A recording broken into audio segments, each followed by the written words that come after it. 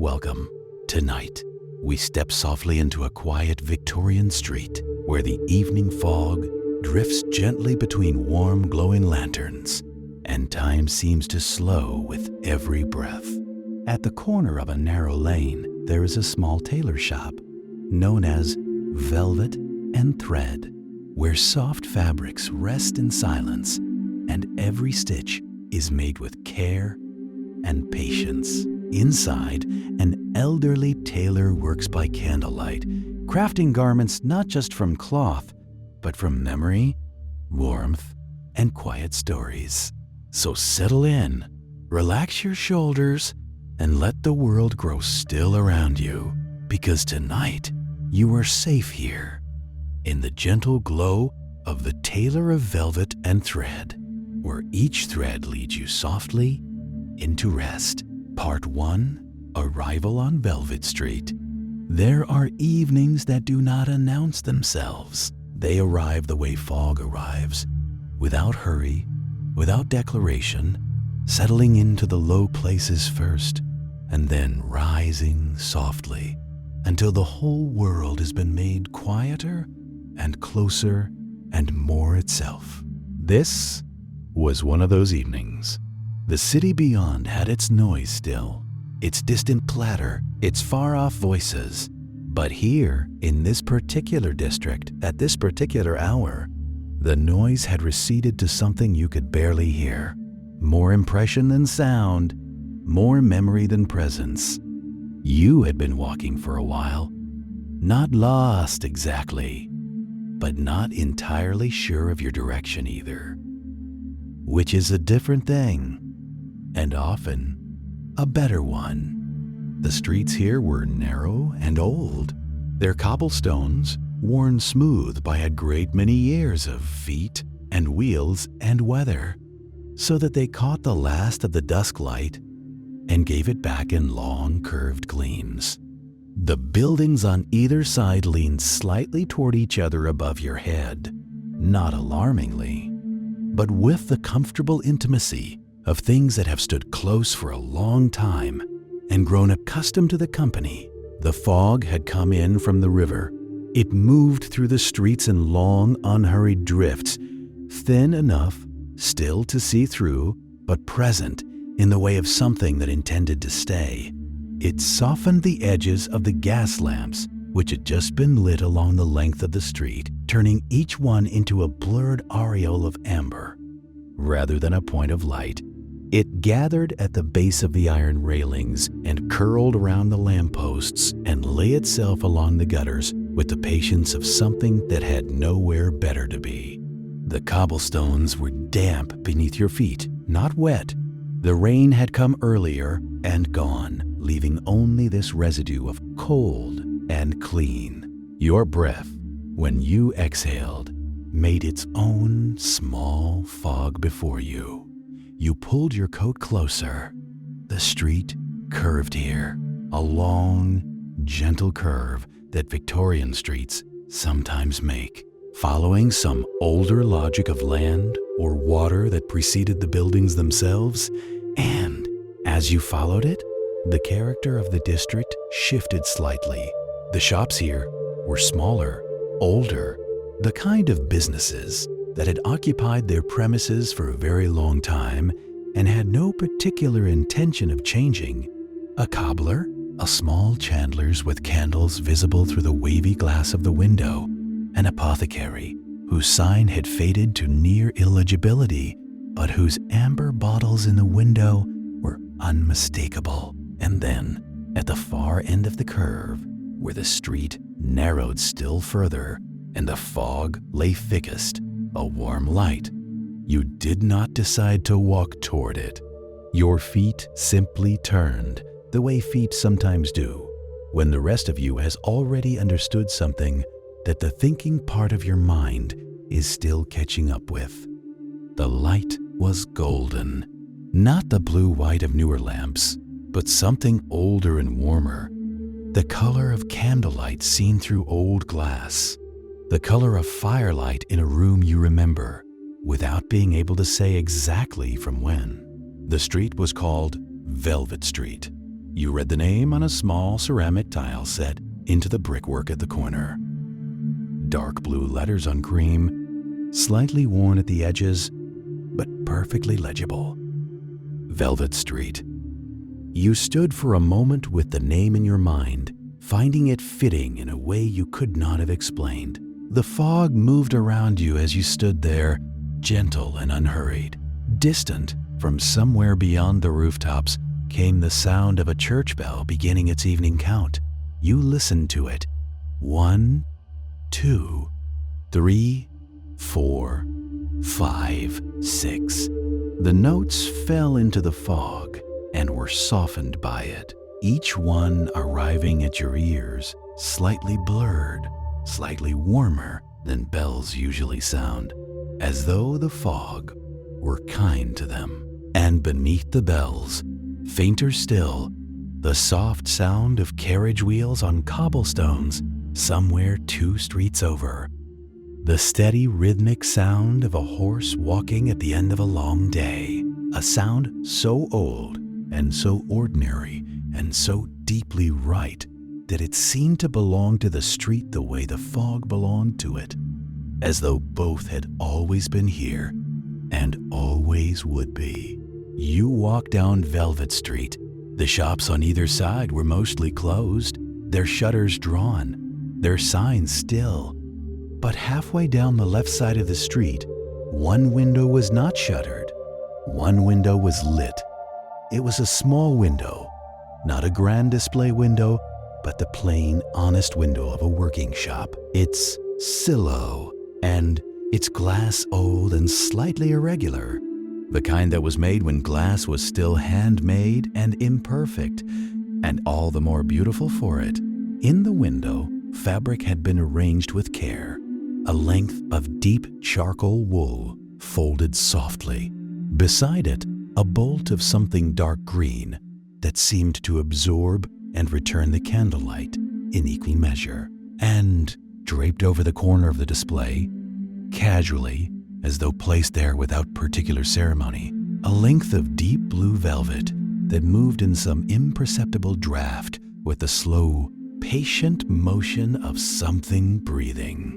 Above the window, a sign hung from an iron bracket, swaying very slightly in the evening air. It was a painted sign of dark wood, its letters picked out in gold, that had faded to a warm, uneven amber. You read it once, and then again, Velvet and Thread, and beneath these words, smaller, Bespoke Tailoring, Est, 1851. A bell above the door, not a sharp bell, a round one, soft and deep, the kind that has been rung so many thousands of times that it has worn its own edges smooth and learned a gentler note. It sounded once as you pushed the door open, and again, softer as the door swung closed behind you. The warmth met you immediately. It was the warmth of a room that has been warm for a long time. The particular settled warmth of a place that is heated not merely for comfort, but out of necessity, because the work done here requires it, because cloth must be pressed and fingers must be nimble. And a cold shop is an enemy of good tailoring. It rose from the floorboards and radiated from a small iron stove in the corner, whose surface glowed dull orange with the coals inside it. It carried with it the smell of the shop, a smell you would not have been able to predict but recognized immediately as exactly right. Warm wool and the faint mineral sharpness of a hot iron. And beneath both of these, something sweeter, like beeswax. And beneath that, the old, clean smell of wood that has been polished for many years. You stood just inside the door and breathed it in. The shop was small and full, not cluttered. Full. There is a difference. Clutter has no logic, no intention. Fullness is the natural result of a space used well and long. of objects finding their places through use and habit, and the slow accumulation of a working life. Every surface in the room held something purposeful. Bolts of cloth standing upright in a wooden rack along the left wall, organized by color from dark to light. Deepest blacks and navies at the far end, giving way gradually to pale grays and creams.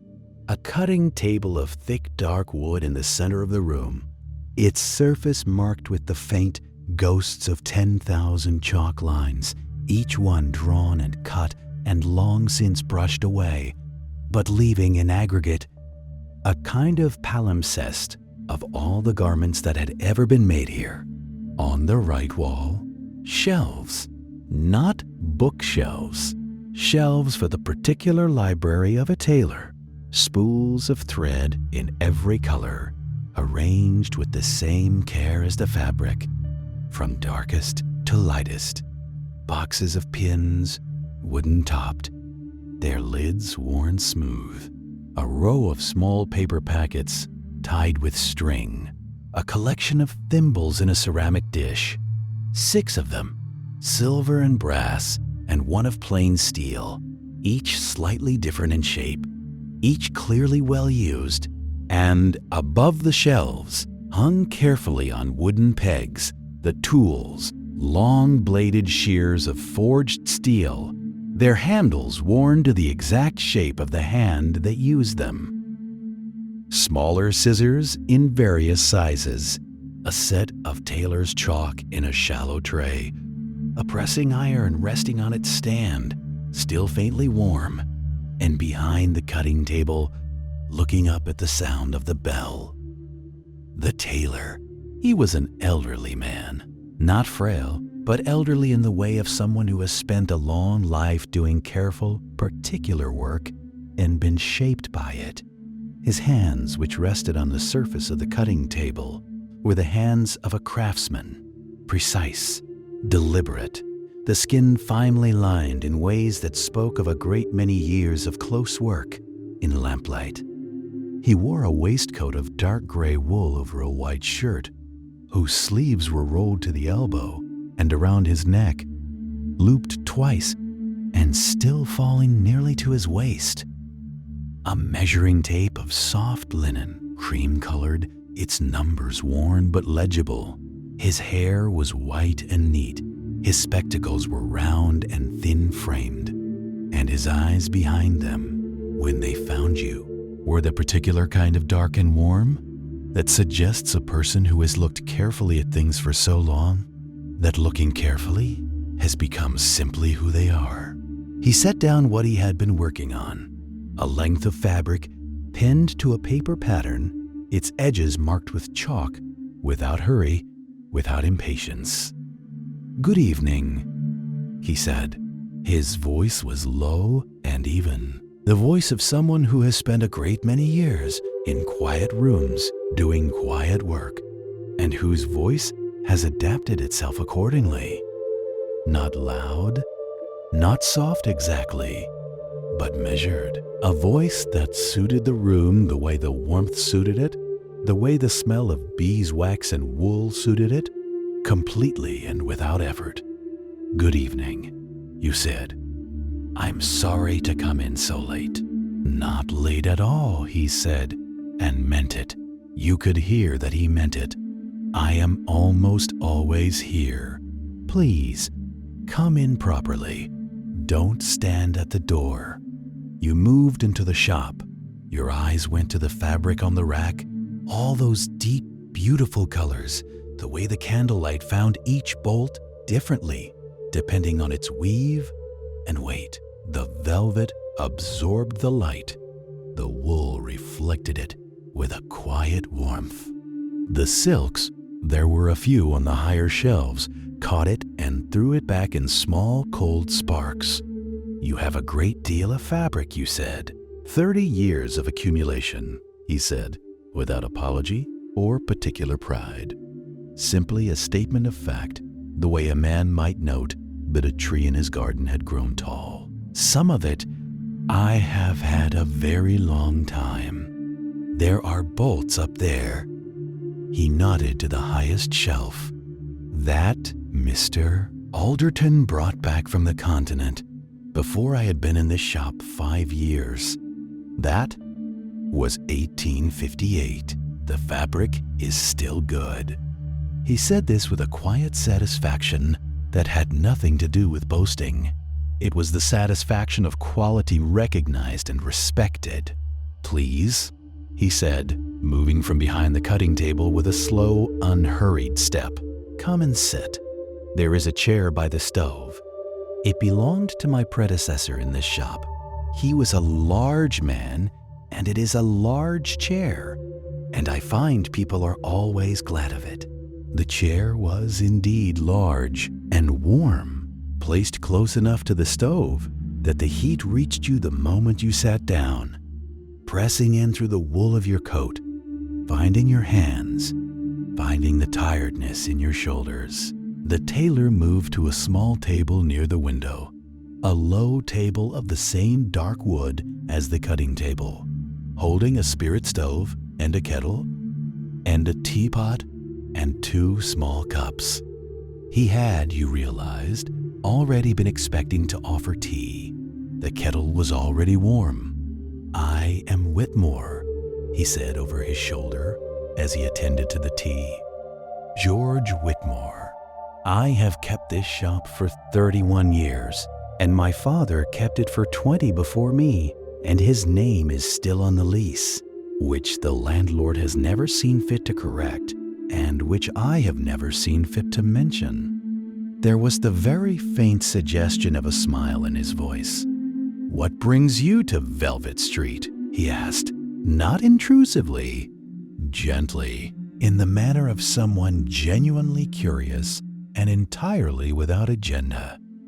"I was walking," you said. "I saw the light."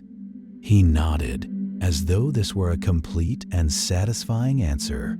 Perhaps, you thought, it was. "People often find the street that way," he said, bringing the tea and setting it on the small table beside your chair. "In the fog, especially. The light carries differently in fog. It seems warmer than it is." A pause. "Or perhaps it is exactly as warm as it is. Perhaps the fog simply makes it easier to see." He settled into a lower chair across from you, his own chair, clearly its cushion shaped by long acquaintance, and picked up his work again.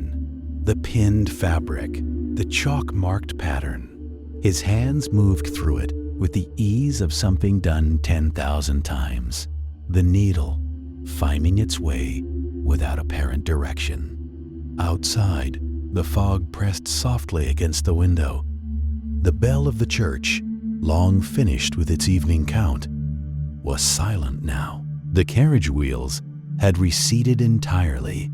The street beyond the glass was a warm blur of amber and gray, the gas lamps doing their patient work, the cobblestones holding the light in their long, wet curves. Inside, the hiss of the stove, the whisper of thread through cloth, the small particular sounds of a working room at rest, tools laid down for the evening, fabric waiting in its neat bolts, the iron cooling slowly on its stand. You wrapped both hands around your cup.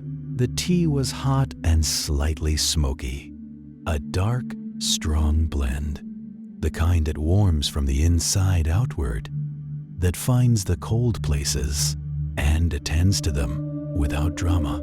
You drank it slowly and felt the journey of the day begin to lift away from you, layer by layer, the way fog lifts from water when the morning comes. "There is no hurry," said Mr. Whitmore without looking up from his work. "The evening is long, and the stove is well fed, and the street will keep." And you believed him completely. Outside on Velvet Street, the fog moved through the amber light of the lamps in long, unhurried drifts, and the sign above the door swayed its small, patient sway. and the whole quiet district settled into its night as it had settled into 10,000 nights before, knowing exactly what it was and content with the knowing. Welcome. Tonight we wander down a quiet cobblestone street in a forgotten Victorian town, where warm lanterns glow through the evening mist, and the scent of old paper drifts through the air. At the end of a narrow little lane called Ember Lane, there stands a small bookshop that never seems to hurry and never truly sleeps. Inside, an elderly bookseller keeps watch over thousands of gentle stories, each one waiting patiently for the right reader. So settle in, relax your shoulders, and let the noise of the day slowly fade away. Because tonight, we are stepping into the bookshop of Ember Lane, where every page turns softly and every story helps you drift peacefully into sleep. Part 1. Arrival on Ember Lane. Here are evenings that arrive not with a rush, but with a quiet settling, like a candle being turned down, like a breath let go. This was one of those evenings. The light had grown long and amber, folding itself gently over the rooftops of a small Victorian town, softening the edges of everything it touched, turning stone walls into something warmer, turning cobblestones into something that gleamed like old honey. You arrived just as the gas lamps were being lit. One by one, they came to life along the narrow streets. Small, steady flames enclosed in clouded glass, casting pools of gold onto the wet pavement below. Someone had been here before you, walking this route in the fading dusk, turning a small key or lifting a long brass lighter, and now the whole street glowed. You could hear nothing but the faint hiss of the gas and the soft sound of your own footsteps on the uneven stones. The town was called Netherton-on-Fell, or so a painted sign had read at the crossroads beyond the valley. You had come a long way today, past rolling meadows and hedgerows draped in the last of the afternoon mist, past a river that ran quietly beside the road, silver and unhurried. And now your feet were grateful for the closeness of these streets, for the way the buildings leaned in just slightly from either side, like walls of an old library. A light rain had begun to fall, not the kind that soaks or chills, but the softest sort, the kind you can barely hear, more felt than seen, settling over everything like breath on cold glass. It gathered in tiny jewels on the iron railings. It darkened the stone of the window ledges. It made the lamp-lit puddles ripple in lazy spreading rings. You pulled your coat a little closer and walked on. The streets twisted pleasantly here. No straight lines, no rushing corridors. Instead, each turn offered something new. A bow-fretted window full of pressed herbs hanging upside down to dry, a door painted deep green with a brass knocker shaped like a fox, a narrow passage between two buildings where a tabby cat sat perfectly still, watching you with the unblinking patience of something much older than it appeared. You slowed your steps, letting the town come to you at its own pace. There was no need to hurry. There was, in truth, no reason to hurry at all. It was the light you noticed first. A warm golden light, not the blue-white of electric lamps, but something older and gentler, the color of tea held up to a candle, spilling out from a low window at the far end of a lane so narrow it barely deserved the name. A small painted sign, dark wood with faded lettering, hung from a bracket above the door. The letters were worn but legible. Forsyth & Co. Books, maps, and miscellany. Below these words, Someone had painted a small open book, its pages turning in an imaginary wind. The lane was called Ember Lane. You could read it on a ceramic tile set into the brickwork at the corner, pale blue letters on a white ground, cracked along one edge, but holding together still. Ember Lane. The name suited the light perfectly. You stepped toward the window. The glass was old, slightly wavy, the kind that distorts what it holds just enough to make everything beyond it look like a memory. Through it, you could see shelves, tall, dark wooden shelves stacked so densely with books that the spines seemed to form a kind of wallpaper, a patchwork of burgundy and forest green and faded blue, of gold lettering and cracked leather and cloth covers worn soft at the corners. A lamp burned on a low table. A small fire glowed somewhere deeper in the shop, its light flickering orange across the ceiling.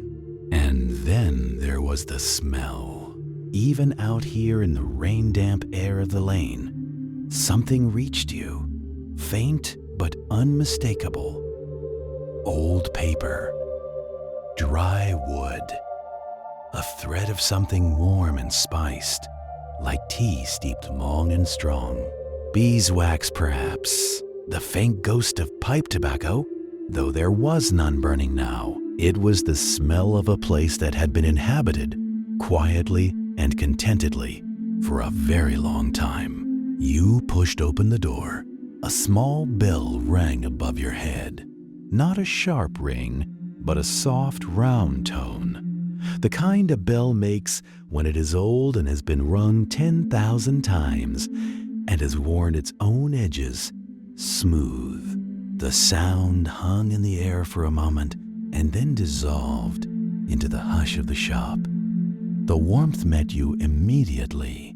It was the warmth of a room that has been warm for a very long time, deep and settled, rising from the floorboards and radiating from the walls, from the books themselves, as though all those pages had absorbed decades of firelight and were giving it gently back.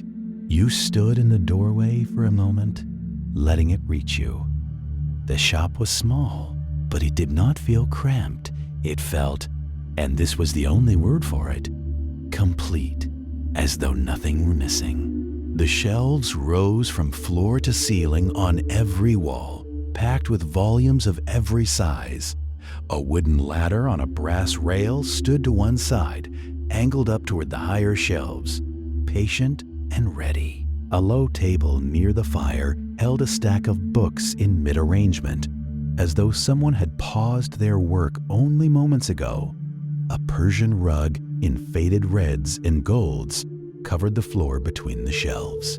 Two chairs, wide, cushioned, well-used, sat on either side of the hearth, and behind a low counter at the far end of the shop, half lit by the lamp at his elbow, stood the keeper. He was an elderly man, spare and upright, with silver hair that had gone somewhat soft at the temples and a pair of round spectacles perched low on his nose. He wore a dark waistcoat over a white shirt, the sleeves rolled to the elbow in the manner of someone who had been working quietly and without fuss, and there was a pencil tucked behind one ear.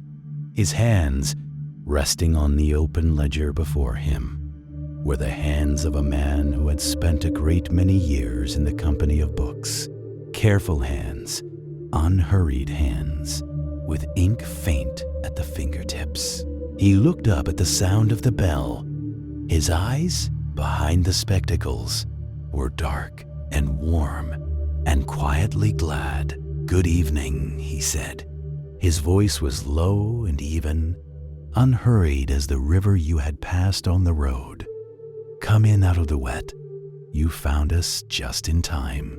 You stepped fully inside, and the door swung gently closed behind you. The bell sounded once more, softer now, like an afterthought.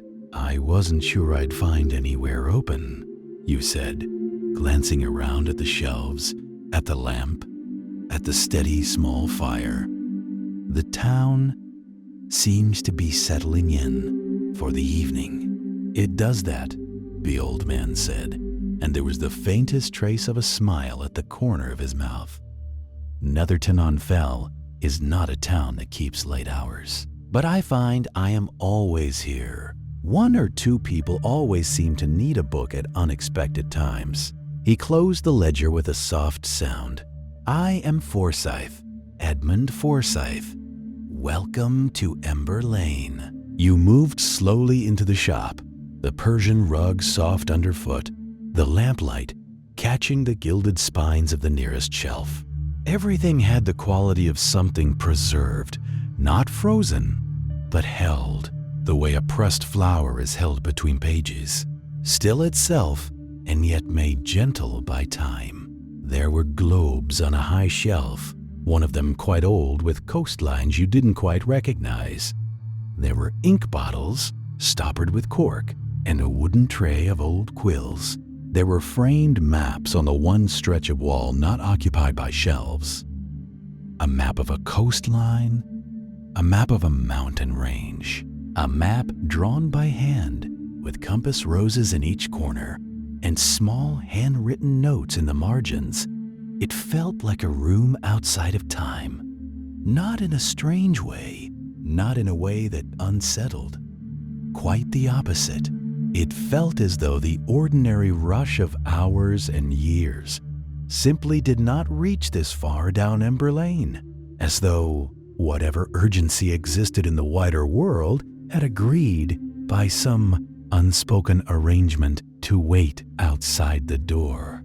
"Do you travel far, mister?" Forsyth asked. He had come out from behind the counter now and was standing by the fire, his hands clasped lightly at his back, regarding you with quiet interest. "Far enough," you said. "Today has been a long one." He nodded, as though this explained a great deal. "Then you'll want to sit for a moment. There's no hurry, not tonight. The rain doesn't seem inclined to stop, and the fire is in no danger of going out." He gestured to one of the chairs by the hearth, the left one which was slightly more worn than the other, its cushion shaped by long acquaintance. "Sit. I'll put the kettle on." You sat. The chair received you with the particular generosity of old furniture that has known many people and harbors no judgment. The fire was low and even, its coals glowing a deep orange red. Above the mantel a clock ticked, slowly, patiently, though you found you could not quite read the time. The hands seemed to rest somewhere comfortable and approximate. From somewhere behind the shelves, you heard the quiet sound of water beginning to heat, the tap of a cupboard, the small companionable sounds of a kettle being made ready. The rain tapped at the window in its own soft rhythm. The fire settled with a gentle creak. Somewhere, deep in the shelves, a draft turned a page of an open book with a sound like a whispered word, and you felt, for the first time in a long while, that there was nowhere else you needed to be. The shop breathed around you. The books held their quiet. The lamp burned on the table without flicker or fuss. And somewhere in the warm, paper-scented air of that old place, the long tiredness of the day began very slowly to soften, the way frost softens when brought indoors, without drama, without effort, simply by being somewhere warm at last. Mr. Forsyth reappeared in the gap between two shelves, carrying a small tray. "Chamomile," he said, setting the tray on the low table between the chairs. "With a little honey, if you'd like it. I find it suits the evening." Steam curled upward from the two white cups in long, slow spirals, catching the lamplight, rising and dissolving and rising again. You reached for the cup. It was warm in both hands. Outside, on Ember Lane, the rain fell on. The gas lamps burned their steady gold, and the night, which had been waiting at a patient distance, moved a little closer, gently, without alarm, and settled itself around the small, warm light of the bookshop, like a cloak. Part 2. Inside the bookshop. The fire was the heart of it all. It burned in a low iron grate, set into the far wall, beneath a mantle of dark wood on which rested a carriage clock, 2 brass candlesticks, and a small earthenware pot of dried lavender that had long since lost its scent but kept its shape perfectly. The coals glowed in slow shifting colors, deep orange, then amber, then a brief bright red where the air reached them, and above them a few small flames moved without urgency, bending and straightening like something quietly breathing. You sat in the left-hand chair and watched the fire and said nothing for a while. There was no need to say anything. Mr. Forsythe had settled into the chair opposite, his cup held in both hands, his spectacles pushed up slightly on his nose, his eyes resting on some middle distance between the fire and the bookshelves. He had the quality, you noticed, of someone entirely at ease with silence. Not a heavy silence, not an awkward one, but the kind that belonged to a room the way the furniture did. Natural, unhurried, simply there. You let your gaze move slowly around the shop. The shelves were extraordinary. They rose from floor to ceiling on every available wall, built of dark oak that had deepened over the years to something almost black at the edges, the grain of the wood visible where the polish had worn thin. The shelves themselves bowed slightly in the middle, not dangerously, but gently, with the comfortable sag of something that has carried a great weight for a very long time, and made peace with it. The books were packed in tightly, their spines outward, and what spines they were! Leather, dark green, burgundy, deep brown, black, cracked along the hinges, and soft at the corners. Cloth covers in faded blues and dusty reds, gilt lettering that caught the firelight when you turned your head just so, throwing up brief flashes of gold from titles half legible with age. Some volumes were fat and imposing. Part 2. Wax, Wick, and Quiet Hands. The morning tea had been drunk, the cup rinsed and set aside, and now Mr. Halbrook turned his attention to the work that would occupy the greater part of his day in the room behind the shop, a space that served as both workshop and storeroom. The tools of his trade awaited him with the patient silence of inanimate things that know they will be needed. He moved through the narrow doorway, ducking his head slightly, though the passage was tall enough, a habit formed over long years when his back had been straighter and the world a fraction larger. The workshop was smaller than the shop itself, but it possessed a completeness that the front room lacked. Here was where the true work happened, where formless wax became light, where the alchemy of his craft transformed simple materials into something useful and good. The table that dominated the center of the room bore the marks of decades of labor. Its surface was scarred and stained, darkened in places where hot wax had spilled and cooled, lighter in others where his hands had worn the wood smooth through endless repetition. Along one wall stood shelves holding blocks of beeswax, their surfaces dull gold in the dim light. Beside them, wrapped in cloth, were stores of tallow, less expensive, less fragrant, but necessary nonetheless for those customers whose purses could not stretch to beeswax. Mr. Halbrook ran his hand along the edge of the table, a gesture of greeting, of acknowledgement. Then he set about preparing his workspace with the methodical care that had become second nature. First, the fire. The small stove in the corner needed tending, its embers from the night before stirred to life, and fed with carefully chosen pieces of coal. Not too much. The heat must be steady and even, not fierce. Wax was a delicate thing, for all its seeming solidity. Too much heat, and it would scorch, turning bitter and dark. Too little, and it would never properly melt, remaining thick and unworkable. He worked the bellows gently, coaxing the fire to a steady glow. The warmth began to spread through the small room, chasing away the morning chill that had settled in the corners. Mr. Halbrook could feel it on his face, on his hands, a warmth that spoke of work about to begin, of purpose about to be fulfilled. While the stove heated, he selected the wax he would work with today. His hands moved over the blocks with assurance, choosing 3, all beeswax, for he had an order to fill for the cathedral, and they would accept nothing less. The wax was cool and firm beneath his fingers, its surface slightly rough.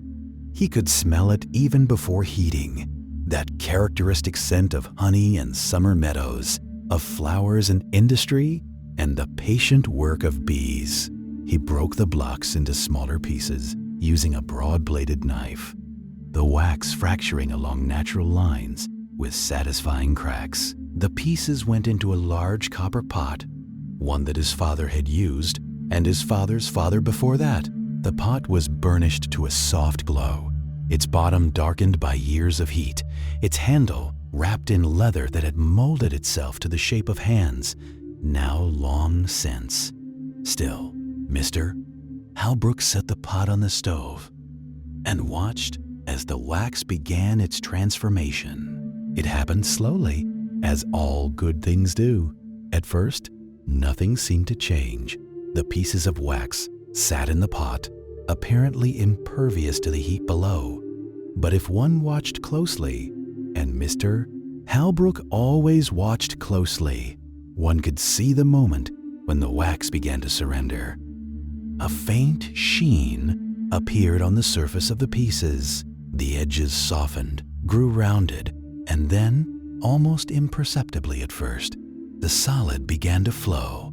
It melted from the bottom up, turning liquid gold, pooling in the base of the pot, and slowly climbing the sides of the pieces that remained solid. Mr.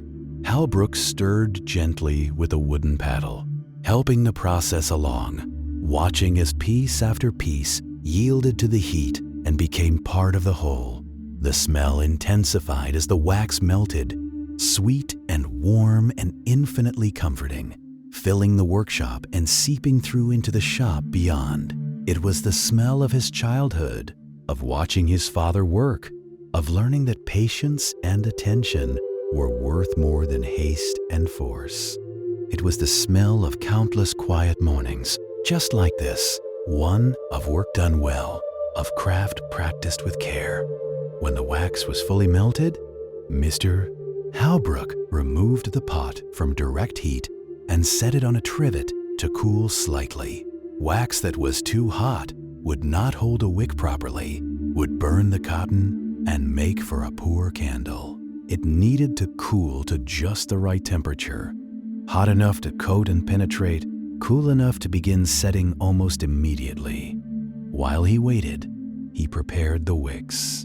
They hung in bundles from hooks on the wall, long strands of braided cotton, clean and white and ready. Mr. Halbrook took down a bundle and cut it into lengths appropriate for the tapers he would make today. Each cut was measured not with a rule, but with his eye, an eye that had made this judgment so many thousands of times that it no longer required conscious thought. His hands simply knew. He arranged the cut wicks on the table, laying them out parallel to one another, straight and neat. Disorder in the beginning led to disorder in the end. And Mr. Halbrook had no patience for disorder, not from irritation. He was not an irritable man, but from the simple understanding that his craft deserved better. Outside, the fog had lifted somewhat, and through the high window of the workshop, a pale gray light filtered down. It mingled with a warmer light from the candles he had lit earlier, creating a soft illumination that was neither holy daylight nor holy candlelight, but something in between, a gentle diffused glow that seemed to suit the quiet work of the morning. Mr. Halbrook tested the wax with one finger, pressing lightly against the surface. It was ready. That particular warmth, that particular consistency, these were things he knew in his bones, knowledge accumulated through years of daily practice until it became instinct. He took up the first wick and dipped it into the wax. The process was simple. Lower the wick into the pot, immersing it completely. Lift it out. Wait. The wax that coated the wick would cool and harden, creating a thin layer, then dip again and again and again.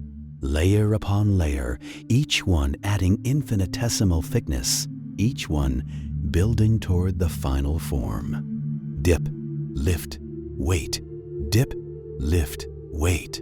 The rhythm of it was hypnotic, meditative. There was no rushing this work. Each layer needed time to cool before the next could be added, or else the accumulated wax would simply slide off, wasted. So, Mr. Halbrook dipped in rotation, working his way through the dozen wicks he had prepared, giving each its turn, returning to the first just as it was ready for another layer. His hands moved with the unconscious grace of long practice. The wicks dipped and rose, each time emerging a fraction thicker than before, the wax building up in smooth, even layers. Slowly, so slowly that the change was almost imperceptible from moment to moment. Thin string became slender candle. The work left his mind free to wander. Though it never wandered far, memories drifted up like smoke. His father standing at this very table, his hands performing these same motions. His own younger self, learning the craft, impatient at first with the slowness of it, the repetition, gradually coming to understand that the slowness was the point, that the repetition was where the quality lived. He remembered the first candle he had made entirely by himself. How proud he had been. How his father had examined it with serious eyes before nodding once. A single nod that had meant more than 1,000 words of praise. He remembered winters, when the demand for candles was so great that he and his father had worked long into the night. The workshop warm despite the cold outside. The two of them moving in companionable silence. The work creating a bond that needed no words to strengthen it. The rain began while he worked, so softly at first that he didn't immediately notice. It was only when the sound registered, a gentle pattering against the window, a whisper against the roof, that he looked up and saw the water streaking the glass. A winter rain, cold but not freezing, the kind that would turn the streets to mud and keep sensible people by their fires. The sound of it was pleasant, a quiet accompaniment to the work of his hands. Inside the workshop, all was warmth and light and the sweet smell of beeswax. Outside, the gray afternoon grew grayer, but it seemed distant, separate, a different world entirely. Dip, lift, wait, dip, lift, wait. The candles were taking shape now, growing from thin tapers to something more substantial. Mr. Halbrook's experienced eye judged their progress. A few more rounds, perhaps, and they would be ready. Not too thick. These were meant to be elegant, refined, suitable for the cathedral's altar. Too thick, and they would look clumsy, inappropriate. He continued his work, his breathing slow and even, his movements steady and sure. There was no part of him that was elsewhere, no portion of his attention that wished to be doing something other than what he was doing. This was enough. This had always been enough. The workshop settled into a stillness, broken only by the sound of the rain, the occasional crackle of the fire in the stove, and the gentle dripping of wax back into the pot as each taper was lifted. Time seemed to soften. to stretch, to become less a series of distinct moments and more a continuous stream, flowing quietly onward. Mr. Halbrook's hands moved through the wax and through the air, dipping and lifting, creating beauty through simple repetition. His shadow on the wall behind him moved in rhythm, a dark companion performing the same patient dance. And slowly, gradually, the candles approached completion, each one a small testament to the value of careful work, of attention paid, of craft honored. The rain continued to fall, the afternoon deepened, and in the warm, wax-scented workshop, an old man's hands continued their ancient work as they had done yesterday and the day before, and would do tomorrow and the day after that. Dip, lift, wait, dip, lift, wait. The rhythm of making, the rhythm of living, the rhythm of a life well spent in the quiet creation of light. "I've been thinking about candlelight," Mrs. Ashworth said eventually, her voice reflective.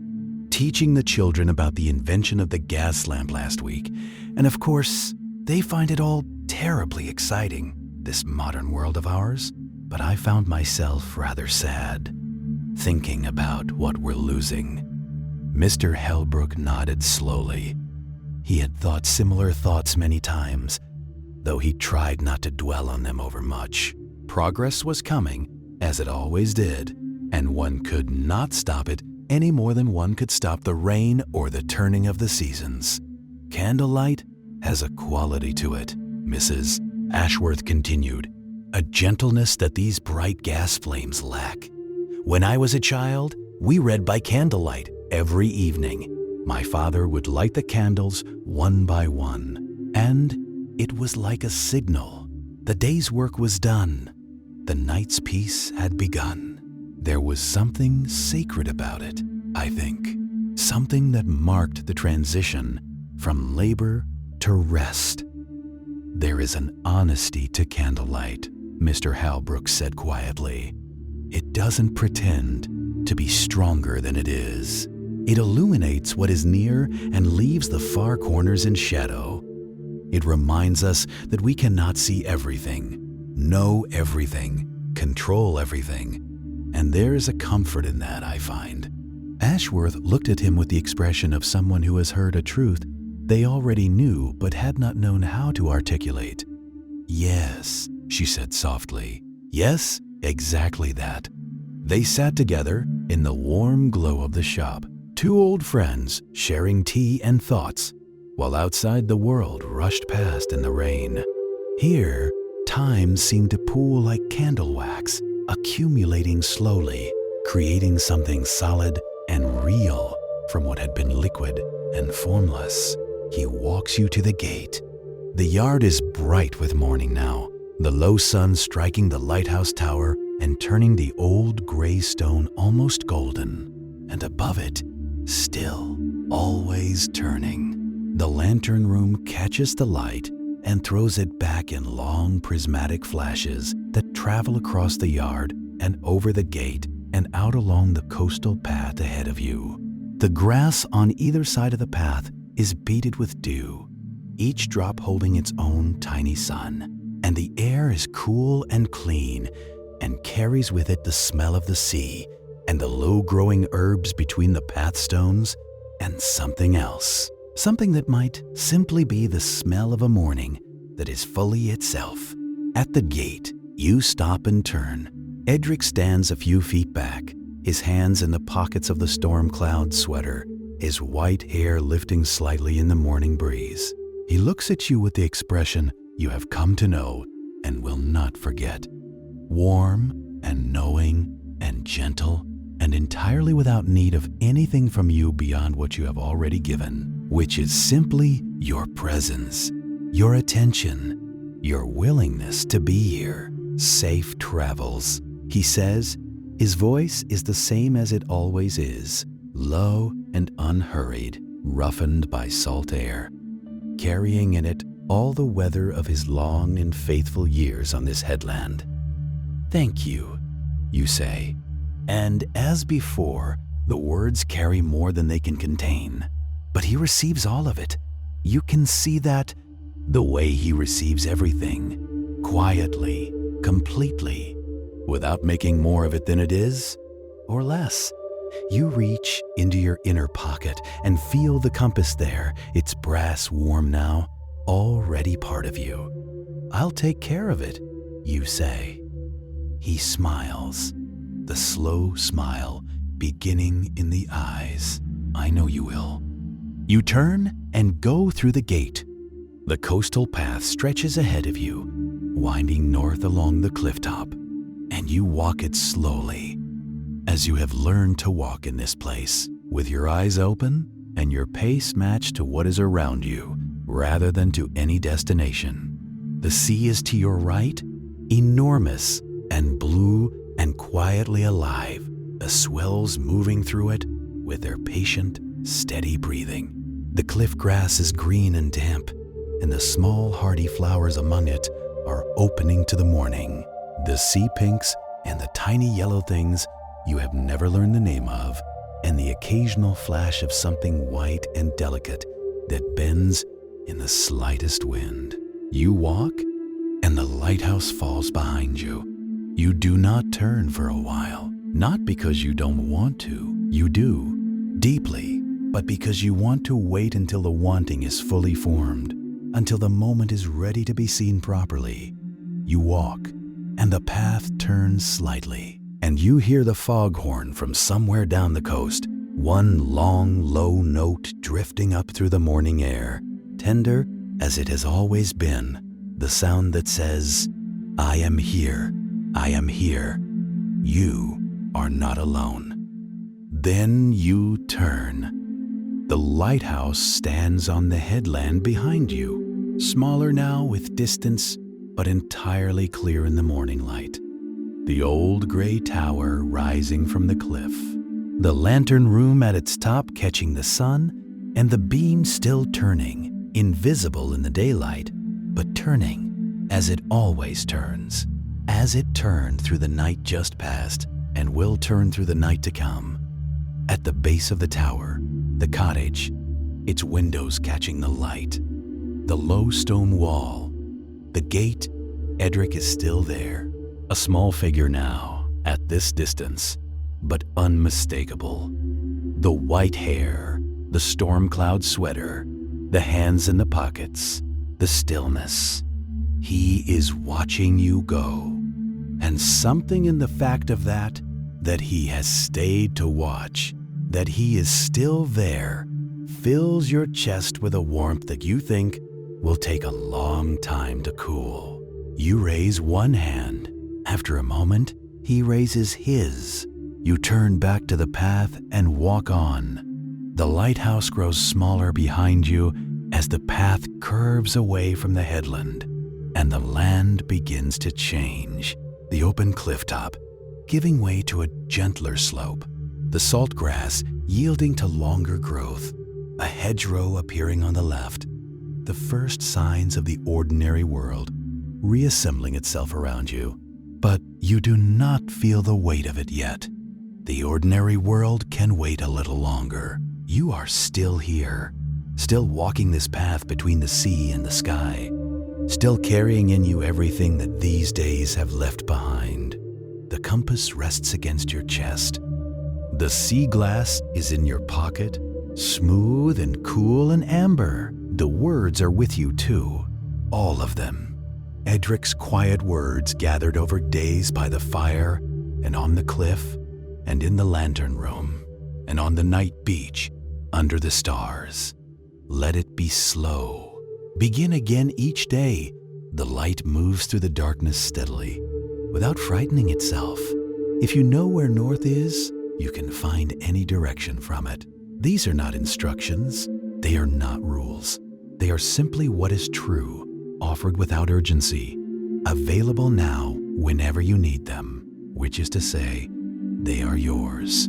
The path bends once more, and the sea comes back into full view. The whole wide blue of it stretching to the horizon, the morning light lying across it in long golden bands.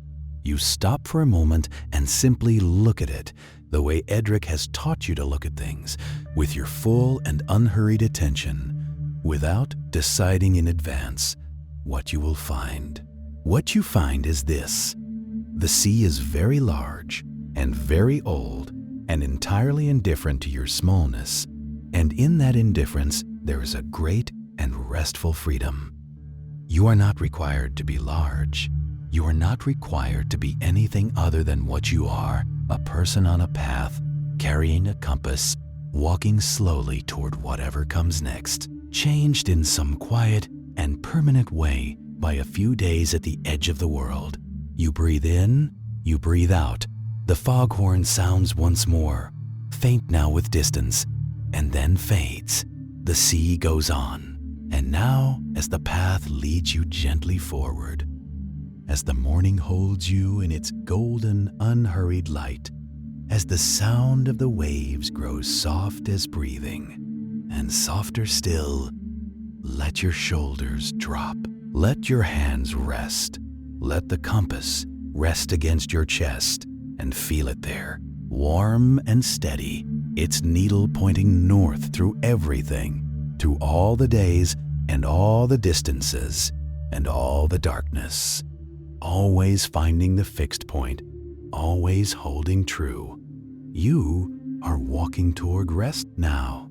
The path is smooth, the light is warm, the sea breathes far below, patient and eternal, in and out, the oldest rhythm, the one your own body knows.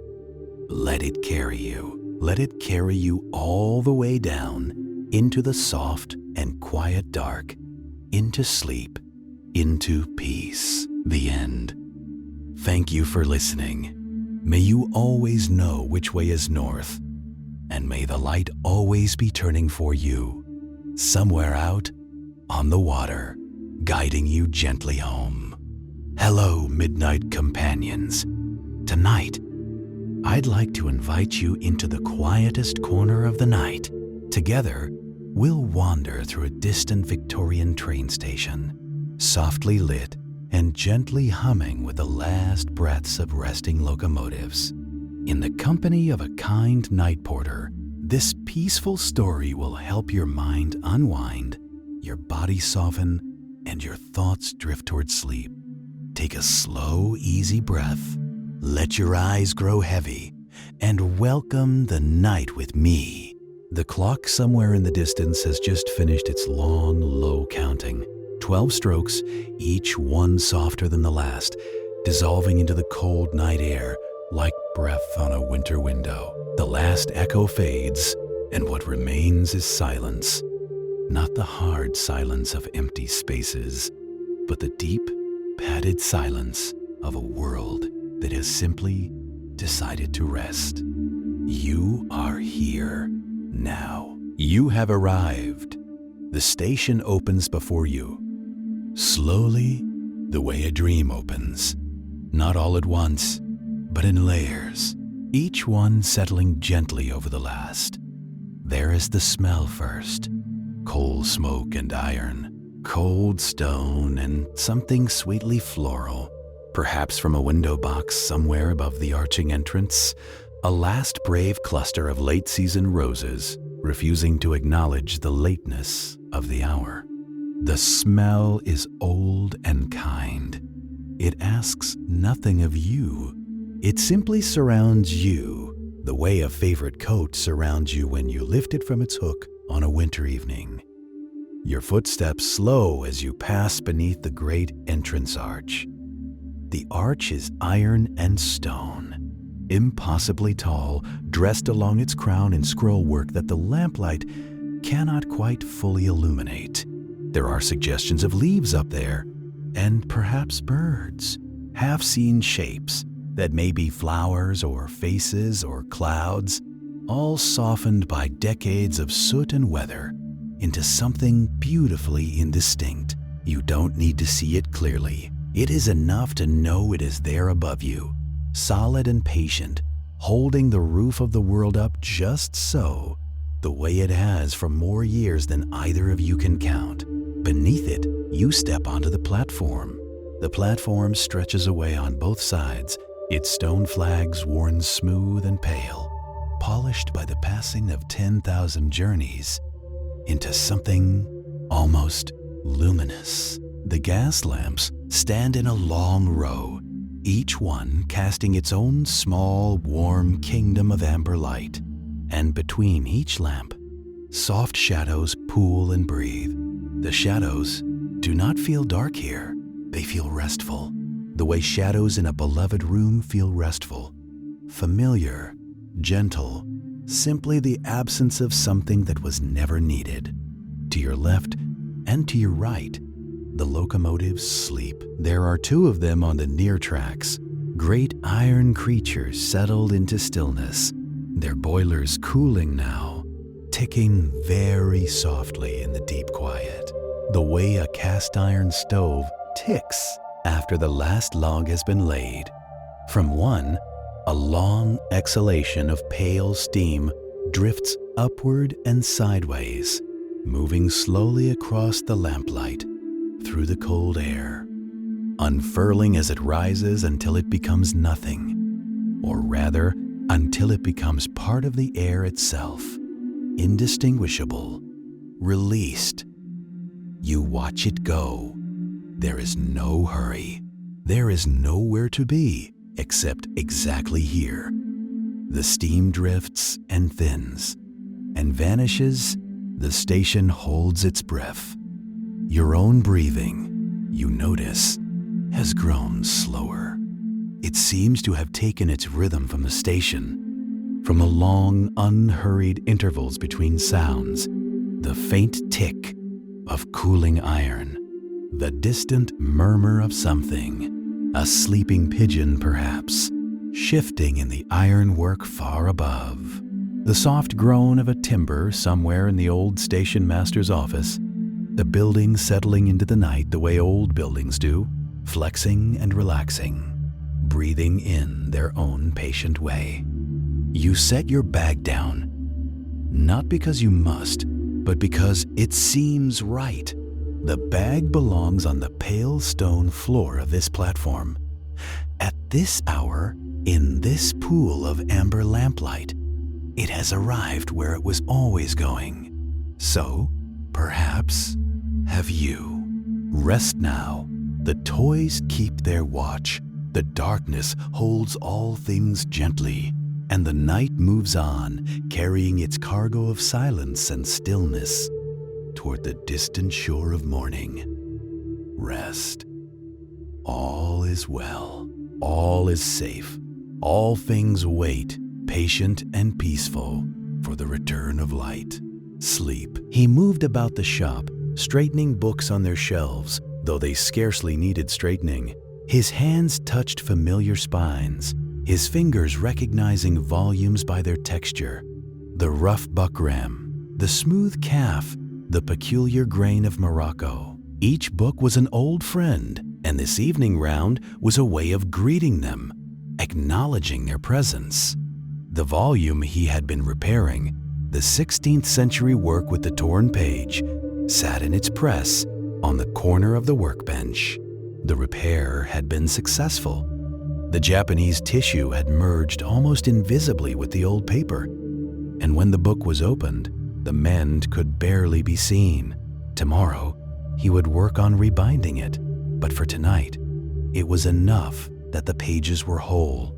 He checked the window shutters, ensuring they were properly secured. Through the glass, before he closed the shutters, he could see the street outside. Dark now, the gas lamps making small pools of light on the pavement. A few people hurried by, collars turned up against the cold. A cat crossed the street with studied nonchalance, pausing to look directly at Mr. Hartwell as if acknowledging his observation, then continuing on its way. He closed the shutters, fitting them carefully into place, and secured them with the iron bar.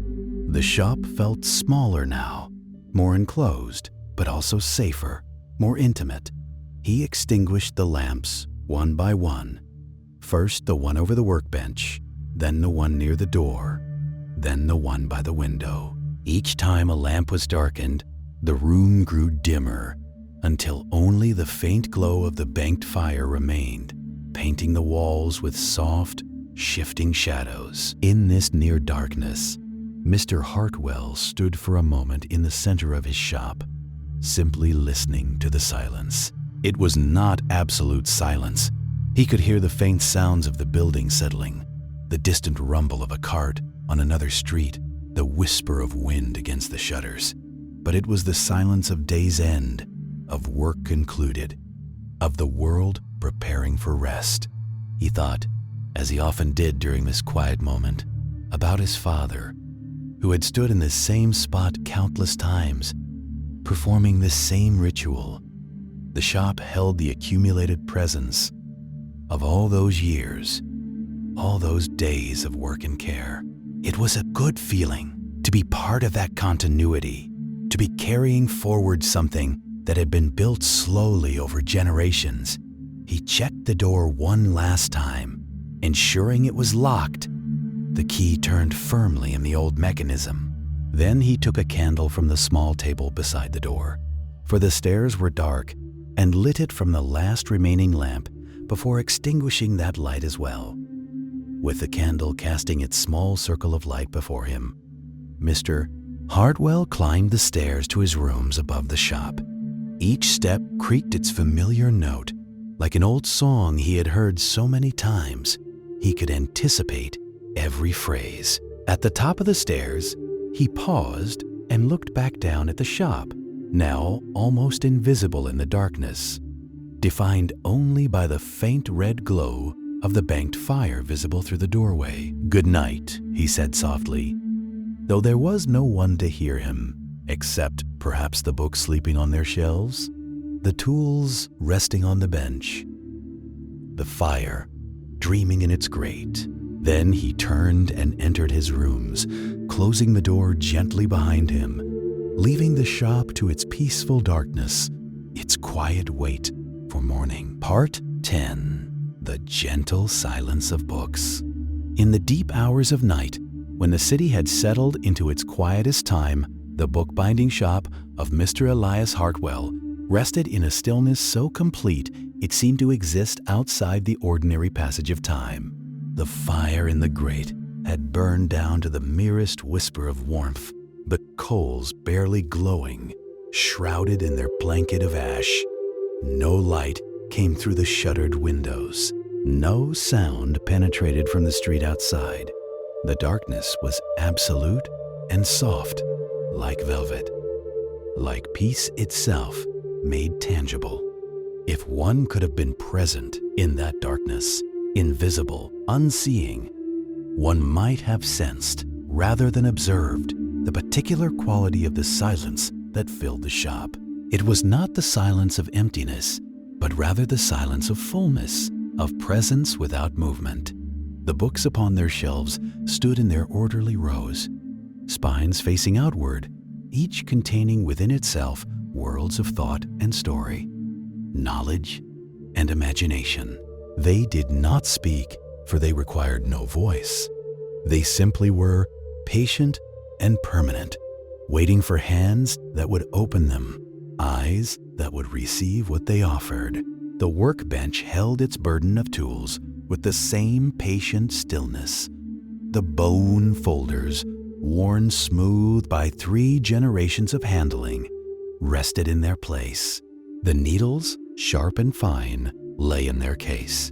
The knives, honed and careful, slept in their wrappings. Each tool knew its purpose and waited without complaint for morning, when it would again be called upon to serve. In the half-darkness, barely visible even if there had been eyes to see, the volume that Mr. Hartwell had been repairing sat in its press, its pages gently held, the mended tear invisible now, the paper dreaming perhaps of its long journey through centuries, of the hands that had made it, of the words printed upon it, of all the readers who had turned its pages and would turn them still in years to come.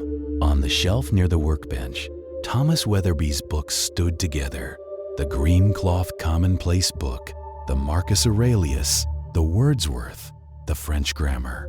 These volumes had survived their creator by decades and would likely survive for decades more, bearing within them the traces of a life lived quietly, a mind that had thought and felt and struggled and endured.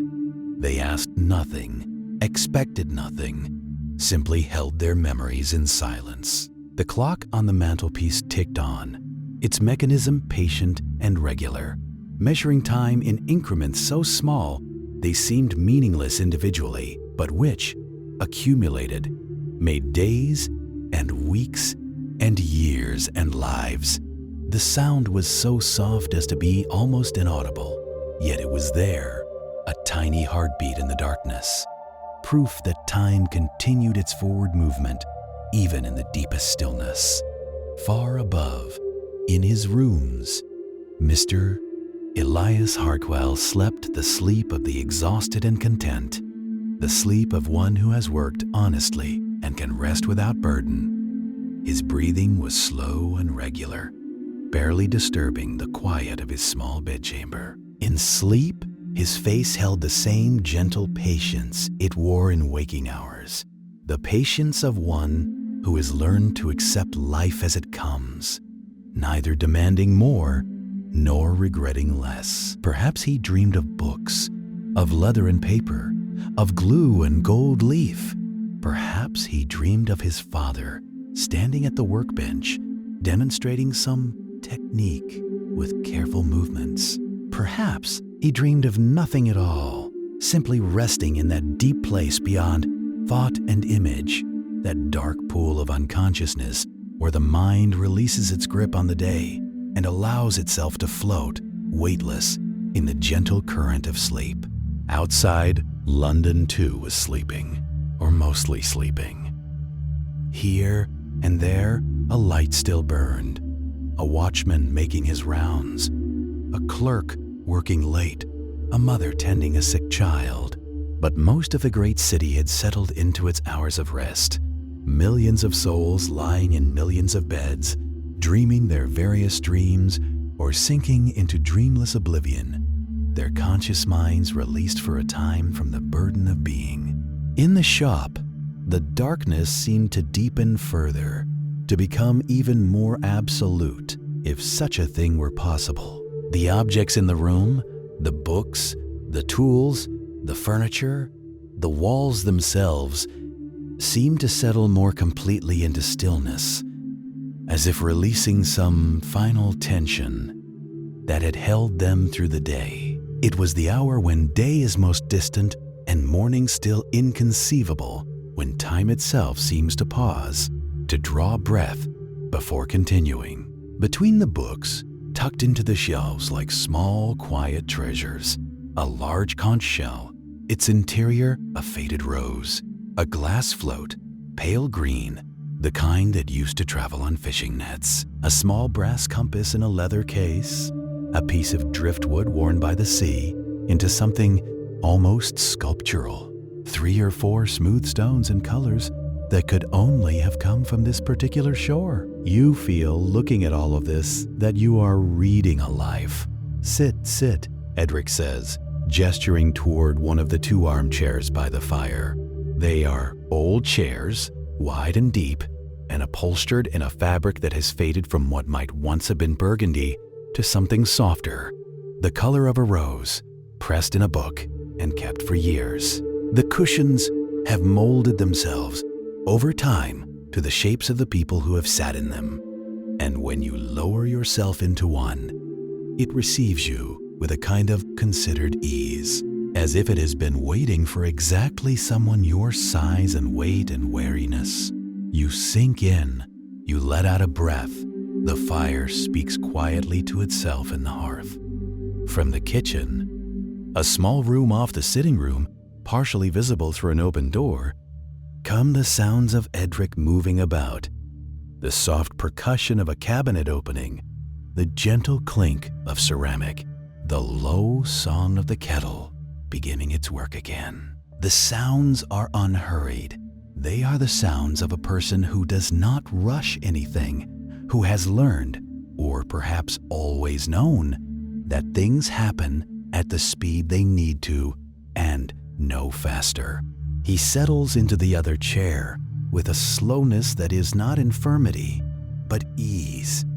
The ease of a person who has sat in this chair 1,000 times and knows exactly how to do it. He wraps his hands around his own mug and looks into the fire for a moment in silence. And the silence is entirely comfortable, the kind that needs no filling. Outside, the lighthouse beam sweeps. You can see its passage faintly through the small window beside the fire. A brightening and a fading and a brightening again, slow and steady as a heartbeat. "How long have you been here?" you ask, when the silence has rested long enough that speaking feels natural. Edric considers. He has the unhurried quality of someone who gives every question its due weight. "I came here when I was 32, he says at last. "I had been a sailor before that, merchant vessels mostly. I knew the sea from the deck, but I wanted to know it from the shore." He pauses. "It's different, you know. From the deck, the sea is something you move through. From here," he glances toward the window, toward the sound of the waves. "It's something that moves through you. You hold your mug with both hands and let the warmth travel up through your palms. You take a small sip. It is still very hot and sweet and gentle, and something in it immediately begins to do a quiet work somewhere behind your sternum. A loosening. The lighthouse, you say. How old is it?" Edric smiles at the fire. "She was built in 1847, he says, and there is something tender in the way he says it, the way some people speak of very old things they love. The original light was oil, whale oil at first, then later paraffin. There was a keeper here every night in those days, 2 of them usually, sharing the watches. The light had to be tended through the hours, the oil replenished, the lens cleaned, the mechanism wound." He looks up at the ceiling, in the direction of the tower you know rises just beyond these walls. "She's changed with the times, electric now, and mostly automatic. But I still keep the old logs, still maintain the schedules. Some things shouldn't be left entirely to machines, I think." There is a long, easy pause. The fire settles with a soft sound, a log shifting, a constellation of sparks rising briefly and going out. From somewhere outside, you cannot tell exactly where, a gull makes one slow, sleepy cry, and then is quiet. The waves continue their work below the cliff. The early keepers, Edric says, with the quiet pleasure of someone turning to a favorite subject, were extraordinary people. Imagine it, months at a stretch in a place like this, just you and the sea and the light, the loneliness of it. But the records they left, the logs, they don't read like loneliness mostly. They read like people who had found something, a kind of clarity maybe, a sense that what they were doing mattered, that the ships moving in the dark out there were safer for their presence. He looks at you. There's a great deal of peace to be found in that, I think, in a purpose that is simple and clear and genuinely good. You find that you agree, though you are not sure you could have said so in those words before tonight. A gas lamp stood at the corner ahead, its pale flame trembling faintly inside its glass cage, casting a circle of honeyed light onto the wet pavement below. You paused beneath it for a moment, tilting your face upward, watching the way the fog caught and diffused the glow, turning it into something softer and wider than the lamp itself.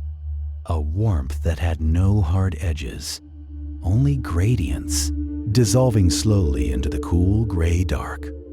Another lamp burned further along the street, and another beyond that, each one a small, warm island. In the mist and between them, The darkness was not threatening, but simply restful. The kind that asks nothing of you. You exhaled slowly. The air tasted of autumn, of damp leaves and chimney smoke, and something faintly mineral, the cold breathing up from the stone beneath your feet.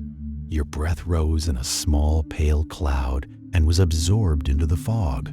The whole city felt, in this moment, like it was breathing along with you. You turned down a narrower street. This one had no lamps for a stretch, only the borrowed glow from the windows above, and the cobblestones here were older, more uneven, the kind that had settled into comfortable irregularity over many generations of frost and thaw. Your footsteps made a soft, rhythmic sound against them, a sound that was easy to follow, easy to let your mind rest inside of, like a clock ticking in a quiet room. Step, step, step. The mist pressed close. The terraces rose on either side, tall and unhurried. A cat watched you from a windowsill, its eyes half closed, entirely unbothered by your passing. You were not lost exactly, but you had perhaps walked further than you had intended, and the street had curved in a way streets sometimes do in old cities, doubling gently back on itself, offering a different version of the same row of buildings, the same lamplight, the same fog. You did not feel anxious about this. There was something pleasant about not being entirely certain where you were. It gave the evening a softness, a suspension, as though you had stepped out of measured time and into something looser and more forgiving. And then you saw it. At first, it was only the light, a warm, deep amber glow spilling beneath a low doorway and out through a window of small, old-fashioned panes, the kind set in lead that caught reflections in a dozen different angles. The light was not like the gas lamps on the main street. It was warmer. It moved. It flickered in the particular living way that only candlelight does, each flame a small and independent creature, breathing and swaying in the invisible currents of a room.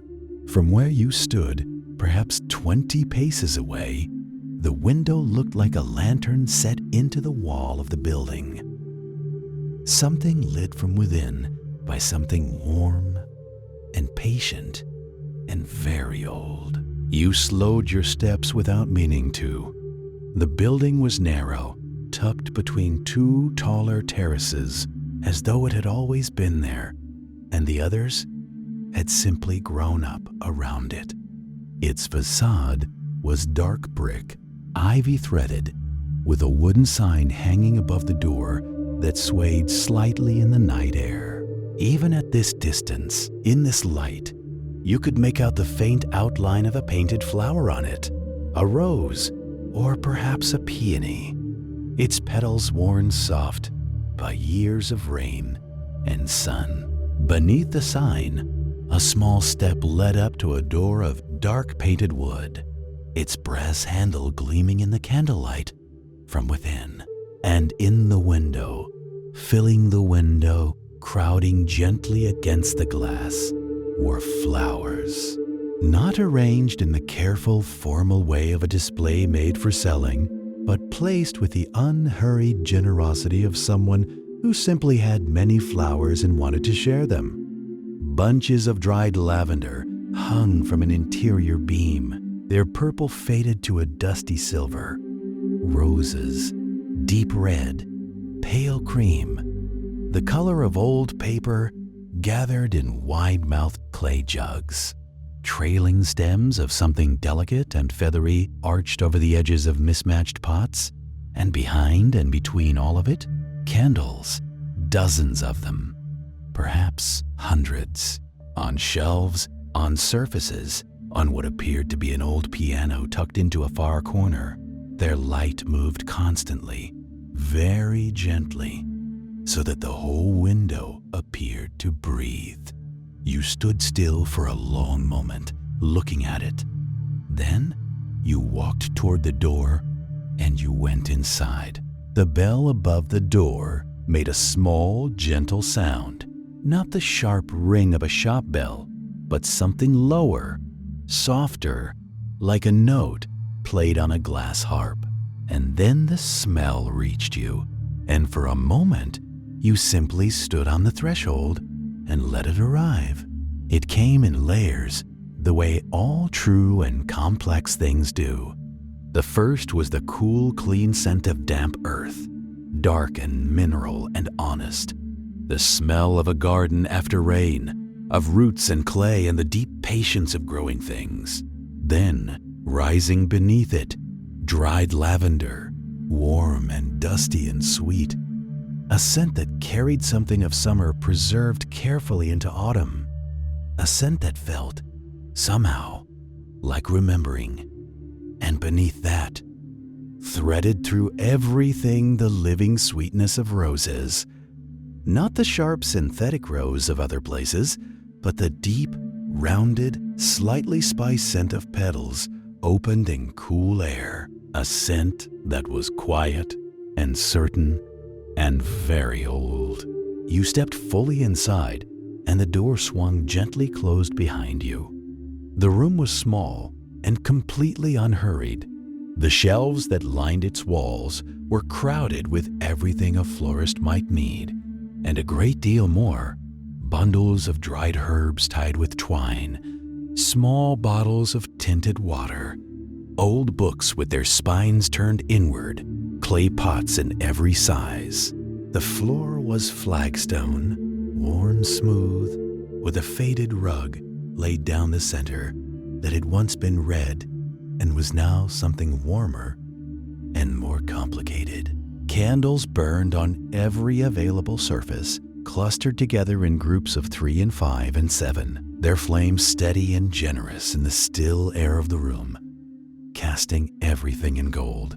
And the flowers, they were everywhere, in buckets of water, along the floor, in jugs on the counter, in tin pails, hanging from the beams overhead. Roses and dahlias and late chrysanthemums, eucalyptus branches and sprigs of rosemary, bunches of dried poppy heads rattling gently to themselves. The whole room felt like the inside of a garden that had decided to come indoors for winter and found the arrangement entirely agreeable. You heard a sound from somewhere deeper in the shop, a soft, rhythmic snipping, the sound of scissors working through stems, and a moment later, a figure appeared through a curtain of hanging dried flowers at the back of the room. The florist was older, with a face that had settled into a kind of gentle steadiness, the way old wood does, not worn down, but worn into something more itself. She wore an apron over dark wool, its pockets sagging pleasantly with the small tools of her trade, and her hands, when she set down her scissors, were the hands of someone who spent a great deal of time among living things, careful and sure and faintly stained with green. Her gray hair was loosely pinned, several strands having made their way free over the course of the evening, and she did not appear troubled by this. She looked at you with the particular unhurried warmth of someone who is never very surprised to see someone arrive. "Come in out of the mist," she said. Her voice was low and even, the kind that made a room feel smaller in the best possible way, more contained, more sheltered. The evenings have been thick with it lately. October always keeps it close. You said something in reply, something simple, an apology perhaps for the lateness of the hour, or a word of wonder at the shop itself, and she shook her head very slightly, as though apologies were entirely unnecessary here. "There's no late here," she said, moving to the counter with the slow certainty of long habit. "The candles don't know the time, neither do the flowers particularly. She glanced at you, a small warmth at the corners of her eyes.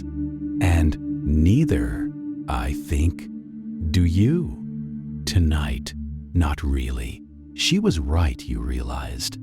Standing here in the candlelight, surrounded by the scent of roses and the soft, living warmth of 100 small flames, the hour had ceased to matter entirely. The fog pressed against the windows. The city moved on, somewhere far off, in its usual way.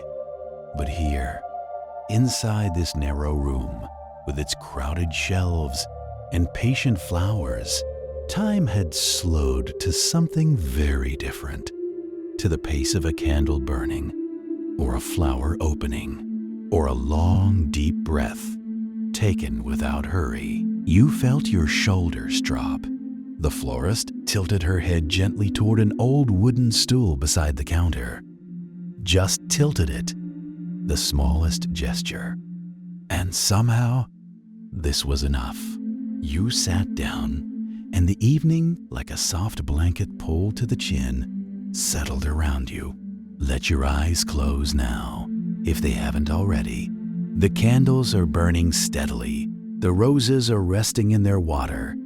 The mist is outside, and you are inside, and there is nowhere at all you need to go. Rest here for a while. The florist is close by, moving quietly among her flowers. You are perfectly safe. You are perfectly warm. Sleep, when it comes, will come gently. Part 2, the candlelit shop. Breathe in slowly. Hold it for just a moment and let it go. You are still here on the worn wooden stool inside the narrow shop, and the candlelight is still moving. That constant, unhurried movement of flame that asks nothing of you except that you watch it if you like, or close your eyes if you prefer. Both are equally welcome here. The florist is nearby. The roses are resting. The fog is outside, doing whatever fog does when no one is watching it. There is nowhere else to be. Let the room come into focus around you now. Softly, the way things come clear when your eyes have had a moment to adjust, not all at once, but in pieces, each one a small and quiet gift. The shelves were the first thing you truly noticed when she had been still long enough to see them properly. They ran from floor to ceiling on every wall, built from dark timber that had deepened over the years into the color of strong tea. Their surfaces worn smooth at the edges, where countless hands had reached and rested and reached again. They were full, not cluttered, but generously, thoughtfully full, in the way of a room that has been slowly accumulated rather than deliberately arranged. Every shelf held its own small world. On the lowest ones, closest to the flagstone floor, sat the practical things. Wide-mouthed, ceramic crocks in cream and blue, their lids slightly askew. Rolls of brown paper, shallow baskets lined with burlap, holding bulbs wrapped in dry peat.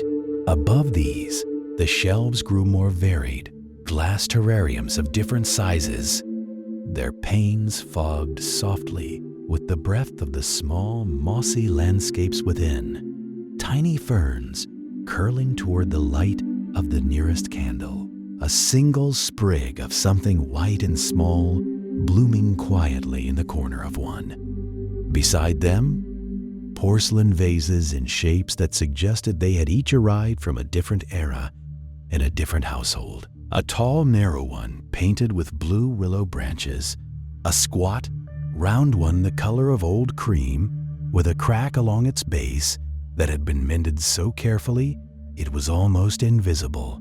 A pair of small ones, identical, each holding a single dried poppy head on a long pale stem. And between all of this, wherever a shelf offered a spare inch of space, there were books. They were old, all of them, leather-bound and cloth-bound, and in some cases, bound in something that had once been leather and had since softened into something more ambiguous. Their spines were lettered in gilt that had mostly faded to a warm ghost of itself. The Language of Flowers, a Practical Herbal. Observations upon the Garden at Kew. Volume 3. On the Classification of the Rose Family. One thick volume lay open, face down as though someone had set it aside mid-page and fully intended to return. You found yourself wondering what sentence they had left unfinished. You tilted your head back very slowly. The ceiling was low and dark-beamed, and from it hung the herbs. They had been gathered into bundles, some thick as a wrist, some barely a handful, and tied with loops of rough twine, then left to dry in the warmth of the shop over what must have been many seasons. Lavender, in its dozens of shades, from deep violet to faded gray. Rosemary, its stiff gray-green spines pointing downward in neat formations. Chamomile, its tiny dried flowers, pale as old paper. Sage and thyme, and something you didn't immediately recognize. Silver-leafed, delicate, with a scent that drifted down when the candles below it moved. Sweet and faintly resinous, like a forest in late summer.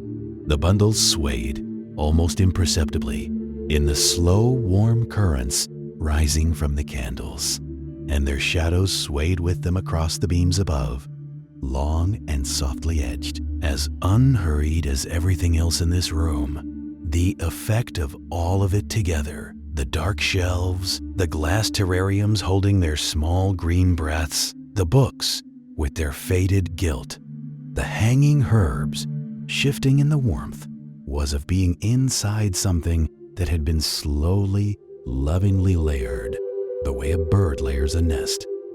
Each edition chosen not for grandeur, but for fitness, for warmth, for the particular way it contributed to a whole that was more comfortable than any single part. You felt with a certainty that required no analysis that you were safe here. The florist had disappeared through the curtain of hanging dried flowers at the back of the shop, and from behind it came sounds you found yourself following easily, without effort. The soft knock of a kettle being lifted, the quiet percussion of a drawer being opened and closed, the small ceramic tap of cups being set onto a tray. The fire burns lower and softer. You drink your tea in slow, warm sips.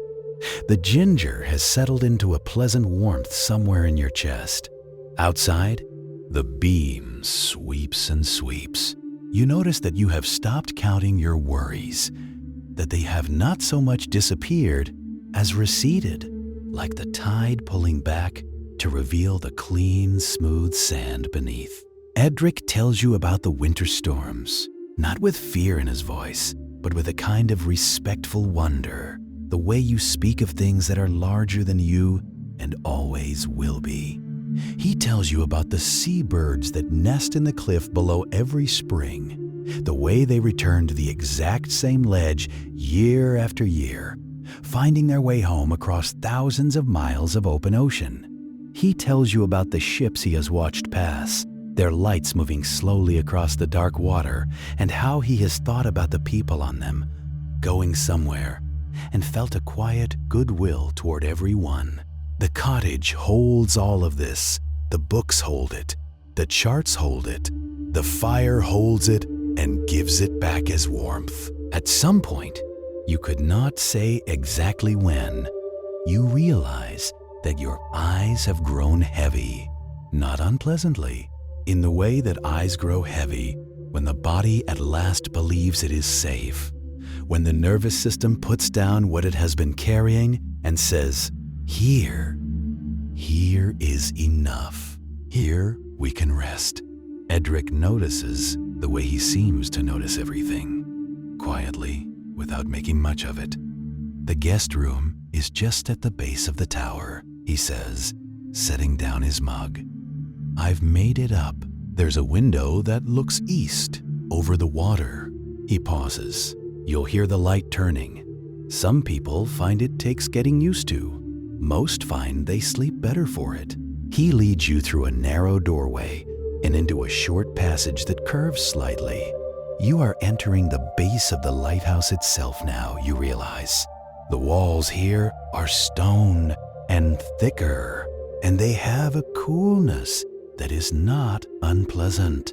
There is a low wooden door, which he opens, and beyond it, a small room that is nearly round, as the lighthouse is round, with a ceiling that follows the curve of the stone walls. The bed is narrow and high, and covered with quilts in the blues and whites of seafaring things. There is a small window, round as a porthole, as he said, looking east. Through it, the night sky, and just at the edge of vision, the faint, pale line where sky meets sea. "Sleep well," Edric says, and his voice is low and warm and certain, the way voices are when they mean what they say. He pulls the door closed behind him. His footsteps move back down the passage, unhurried. You sit on the edge of the bed. The quilts are cool and soft under your hands. The lighthouse beam sweeps outside, and through the porthole window, its light moves briefly across the ceiling. Once, and then the room is dark again, and then again, slow and even and rhythmic as breathing. You lie back. The pillow is soft, the quilts are heavier than you expected, and exactly the right weight.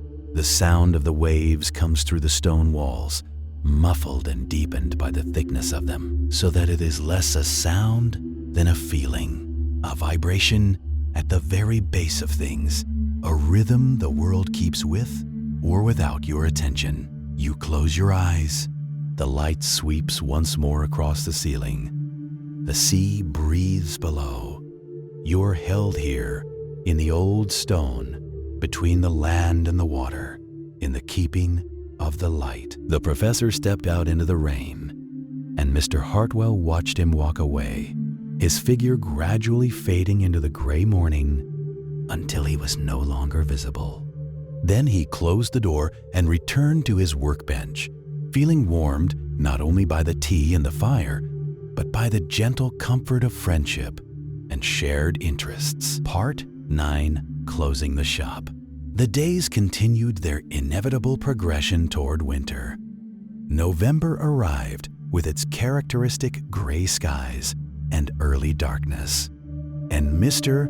Hartwell found himself lighting the lamps earlier each afternoon, feeding the fire more frequently, wearing an additional waistcoat beneath his work apron to ward off the chill that crept in through the old window frames. His work continued at its steady pace.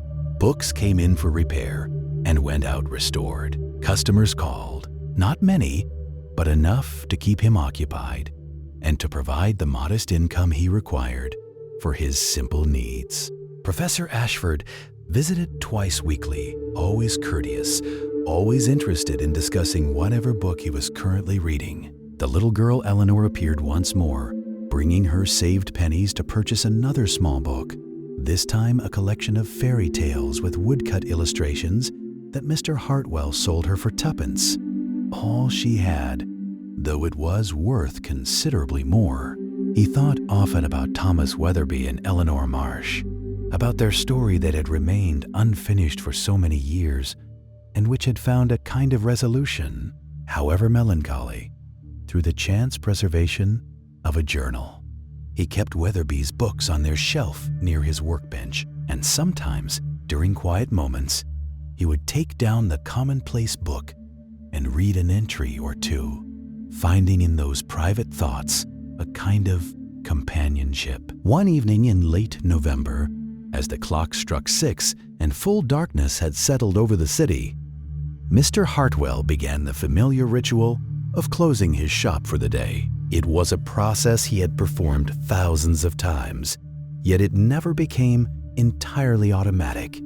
There was something almost ceremonial about it, this marking of the boundary between work and rest, between the public space of the shop and the private space of his rooms above. He began by checking the fire. It had burned low, the coals reduced to glowing embers. He used the poker to spread them evenly across the grate, then covered them with ash from the bucket, enough to bank the fire safely, but not so much as to extinguish it entirely. In the morning, he would be able to revive it easily, adding fresh coal to the embers that would have survived the night. Next, he tidied his workbench, though it was already quite orderly. He wiped down the surface with a cloth, removing any dust or small particles of leather or paper. He arranged his tools precisely, the bone folders in their holder, the brushes clean and dry, the knives wrapped in their protective cloth, the pots of glue and paste secured with their lids. Everything had its place, and everything must be returned to that place. This was not mere fussiness. It was respect for the tools that had served him well, that had served his father before him. Then, after a moment, the deeper sound of water being poured, and a smell that threaded itself through the lavender and rose and damp earth already filling the room. The warm, bergamot-edged scent of Earl Grey, and beneath it, lighter and softer, the dry sweetness of chamomile. She came back through the curtain, carrying a tray with the careful, practiced ease of someone who had carried many trays across many evenings. On it sat a brown teapot with a small chip on its lid and a worn cozy pulled over it, 2 cups of mismatched china, a small jug of milk, and a dish holding 2 pieces of shortbread wrapped in a square of cloth. She set it on the low surface near the stove, a cast iron thing tucked into the corner of the room, small and dark and gently radiating a heat that reached you from several feet away, a heat that settled against your face and hands like a kindness. Earl Grey, she said, pouring, with chamomile dried from last summer's garden. It's good for evenings that have gone on a long time. She handed you your cup without asking how you took it. And somehow, it was exactly right. Warm in your hands, not too strong, with just enough milk to soften its color to something between amber and gold. You wrapped both hands around it and held it. The stove ticked and murmured to itself. From somewhere across the room, you located it now, standing between 2 shelves in the far corner, taller than the surrounding furniture. Its dark walnut case fitted with a cream-faced clock that moved its hands with a steady, measured patience. A grandfather clock marked the seconds, not loudly, just present, just keeping time in the way it had always done and would continue to do long after tonight. And then, just at the edge of hearing, came another sound. The first soft pattering of rain against the shop window. It came quietly, as autumn rain often does, tentative at first, a few drops tapping against the old glass, then settling into a steady, rhythmic whisper that filled in behind all the other sounds of the room, like a harmony joining a melody already in progress. The candlelight caught the rivulets running down the window panes and turned them briefly gold before they reached the sill. The fog outside pressed closer. The street beyond it disappeared entirely. You had never felt less inclined to be anywhere else. "Do you know much about the language of flowers?" the florist asked after a while. She was settled into a low chair beside the stove, her cup in one hand, her gaze drifting across the room in the unfocused, comfortable way of someone entirely at ease in their surroundings. She did not look at you when she asked it, which made it easier to answer honestly, or simply to listen, which she seemed equally happy with. "Floriography," she said, turning the word over gently as though it were a stone with a pleasant weight to it. The Victorians were very serious about it, very systematic. They had whole dictionaries of meaning, a flower for every feeling, a feeling for every flower. But I think the real truth of it is older and simpler than that. She reached out toward a small clay jug on the shelf nearest her chair, from which a sprig of dried lavender was protruding, and drew it out with 2 fingers, turning it slowly. Lavender, she said. Rest, calm, the easing of what has been held too tightly for too long. She set it on the arm of her chair very lightly. People have known that for a very long time. Not because they read it in a book, because they brought it inside on difficult evenings, and the room was better for it. She was quiet for a moment. The rain continued its soft work on the windows. The clock continued its patient counting. The rose, she said then, glancing toward the nearest jug of them, the deep red ones, their petals beginning to relax and open fully in the warmth of the room. Everyone says love, and it is love, yes, but more precisely, the full-blown rose, the one that is opened completely. That means something more restful than romantic love. It means I am not holding anything back from this moment. I am entirely here. She looked at you then, briefly, with something warm and unsentimental. That's a good state to be in for an evening. You looked at the roses. Their petals had indeed opened wide, wide and soft and completely unguarded, the way a hand opens when it finally lets something go.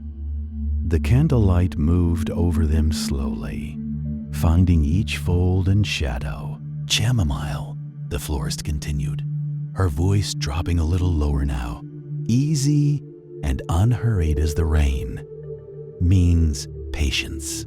The willingness to wait for what comes next without gripping it. And the dried herbs up there? She gestured gently upward toward the hanging bundles, shifting in the warm air above you.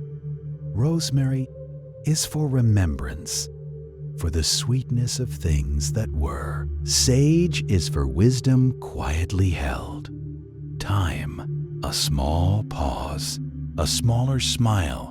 Time simply means that you are cheerful, which is a fine thing to be. You tilted your head back and looked at them again.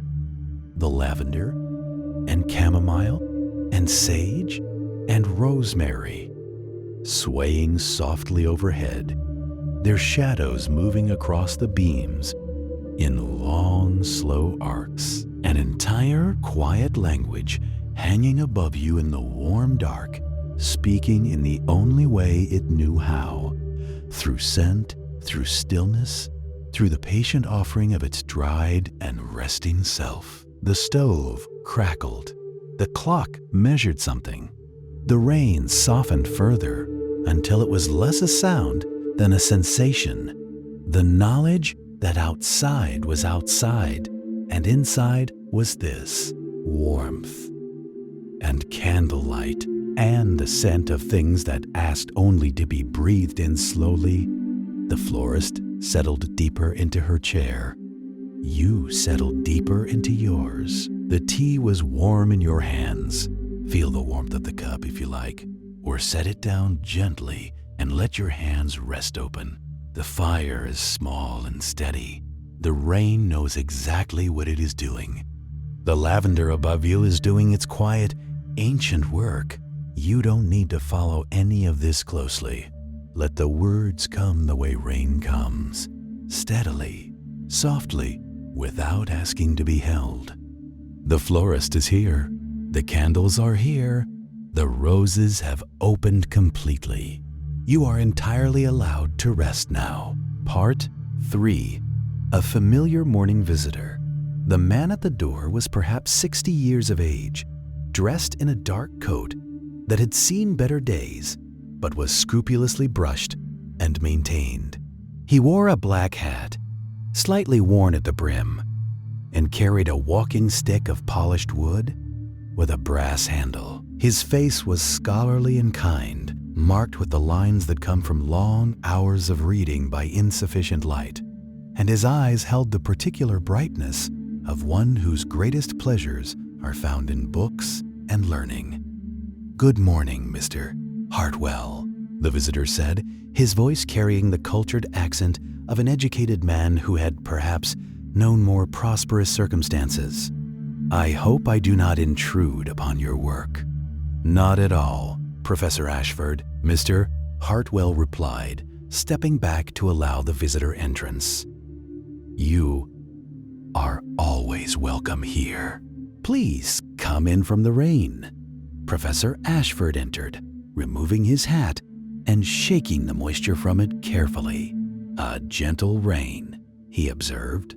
"The sort that will continue all day, I should think, neither increasing nor diminishing, but simply persisting." He set his hat upon the small table near the door and propped his walking stick against the wall. "I was passing by on my way to the reading room and thought I might inquire whether you have had any success in locating that volume we discussed." "Ah, yes," Mr. Hartwell said, moving toward his desk in the corner of the shop. "The Montaigne.